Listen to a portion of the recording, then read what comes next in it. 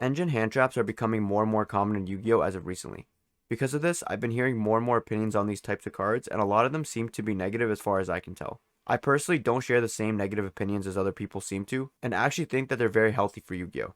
So in this video, I'm going to talk about what engine hand traps are, why I think that they're healthy for the game, and why I think that they're the future of Yu-Gi-Oh! To start this video off, what is an engine hand trap? An engine hand trap is pretty much exactly what it sounds like. A card that's part of an archetype's engine, but also has an effect that can make it useful on the opponent's turn from the hand. The first card that comes to mind when I talk about engine hand traps is Havnus. But Havnus wasn't the first engine hand trap in the game. Just one format before tier limits came out, we had Mercurier and Branded. We had Fleur de Lis as part of the Dogmatic engine before that.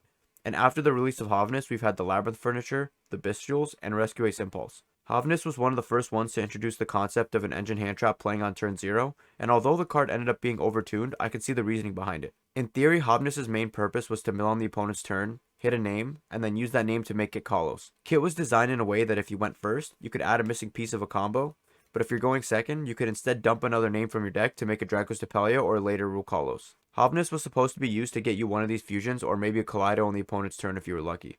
So basically you get an Imperm and a big body on board.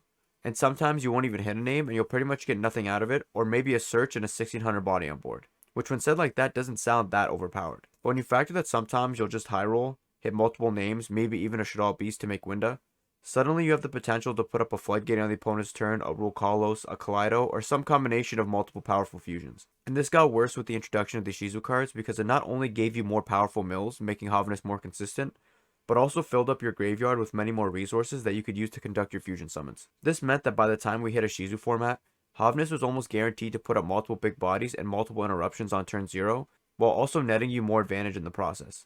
This was definitely too strong for the time, and that's not what I'm arguing against here. Since then, the engine hand traps that we've been getting have been a bit more in line with the current power level of Yu-Gi-Oh! The Bestials were a bit of an exception, but they were made to directly counter tier, which is why they're so strong, and I'd argue that they're a bit too generic as engine hand traps to begin with. But cards like the Furniture and Lab aren't game breaking, and a card like Rescue Ace Impulse is being debated on whether or not it should even be played. An Impulse is a great example of what I would consider to be a well-designed engine hand trap, and why I think that engine hand traps are actually great for Yu-Gi-Oh! Impulse sets up 2 bodies on your board on turn 0 and replaces itself in the hand with the Rescue Ace spell. It doesn't really put up any interruptions. Against decks like Tier Manadium that have easy ways to clear bodies, it's not that powerful since all it does is trade itself for a copy emergency in the hand and play into talents. The Fire Engine you summon also isn't very good into Flu since they don't special summon at all, which makes Impulse weak in a matchup like that too. So right away, Impulse isn't the most effective card in every matchup, which is really why it has so much controversy around it. But even in those bad matchups, it can just be saved for your turn and used as an extender whenever you bait out one of your opponent's effects, which means that it's almost never useless. But my favorite part about Impulse and other engine hand traps like it is that it gives you tools to play through some of the most frustrating things in Yu-Gi-Oh! Floodgates and huge combo boards, while not having to sacrifice consistently seeing your deck's engine to play the game, which means that the decks that have engine hand traps are less reliant on drawing the out, and instead can just focus on accelerating their own game plan instead. This was much more obvious with a card like Havnus, but Impulse still does a decent job of this too. The 2 bodies that Impulse puts on board on turn 0 are great tools for clearing problematic monsters that you'd otherwise have to deal with before your first turn. Fire Engine is pretty big at 2500 attack, so it's able to beat over or crash with some pretty strong monsters that would otherwise be hard to deal with.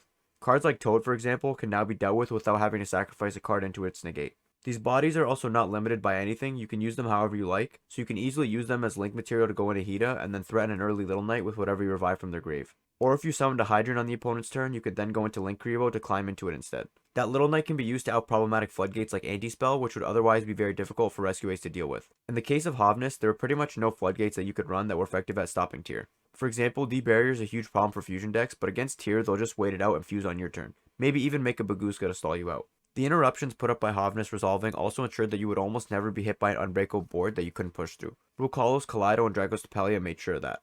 And even if your opponent was able to put up a strong board through the interruptions you're able to establish, you still had multiple large bodies that could be used to clear any problem cards you were worried about. What I like so much about engine hand traps is that they give the player going second a real fighting chance no matter what your opponent decides to do. I think we all can agree that Yu-Gi-Oh! Is at its worst when games are pretty much completely decided by whoever goes first, or whether or not the player going second can draw the out to their opponent's giant board or floodgate. Engine hand traps, when designed well, are great ways to allow players to play going second, without having to rely on getting extremely lucky and drawing the right cards. And playing on turn 0 is not a new thing in Yu-Gi-Oh! At all. Hand traps have been around as early as cards like DD Crow and have been popular for a long time. The problem with regular generic hand traps, however, is that at some point for a new deck to be good, they have to be able to play through the hand traps that currently exist. Think of decks like Cashier or Tier. That means that we then have to print more powerful hand traps that other decks can use to counter that powerful strategy, but the problem is that you can't just keep printing more and more powerful generic hand traps. Otherwise, you get something like the Bestials where they're technically engine hand traps, but they're also so generic that when they're popular, you can't really play light or dark decks that rely too heavily on the graveyard, since every deck will be playing them. Really powerful generic hand traps make it very hard for road decks to compete since they can't push through them as easily as meta decks usually can. With engine hand traps, you only really have to worry about the power level of those cards in the context of the deck they're played in. A card like Impulse, for example, can't really be splashed effectively into any deck. You could technically play 3 Impulse and 1 Fire Engine in any deck, but now you're introducing a brick into a deck for a mediocre effect that plays into Thrust. These reasons are why I think Konami is going to continue to print more and more engine hand traps in the future. They allow for more flexibility going second, they give players ways to play around powerful floodgates that they otherwise wouldn't be able to, and they give Konami a way to power creep the hand traps we currently have without having them be splashable in every single deck in the game and becoming a problem. Of course, a mechanic like this that allows you to play on turn 0 is inherently very powerful, which is why a card like Hovinus just felt too strong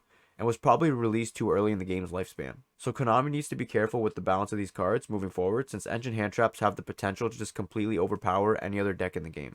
But I think that if they're balanced right, they're a great addition to Yu-Gi-Oh! And soon we'll probably see many more introduced into the game for both new archetypes, and potentially even as legacy support for older archetypes. Anyways, that's all I had for this video. Let me know what you guys think about engine hand traps in the comments. Do you think they're good for the game like I do? Or do you see them as toxic like some other players do? Regardless, if you enjoyed this video, don't forget to leave a like and subscribe to the channel if you want to see more videos from me. Thanks for watching, and I'll see you guys next time.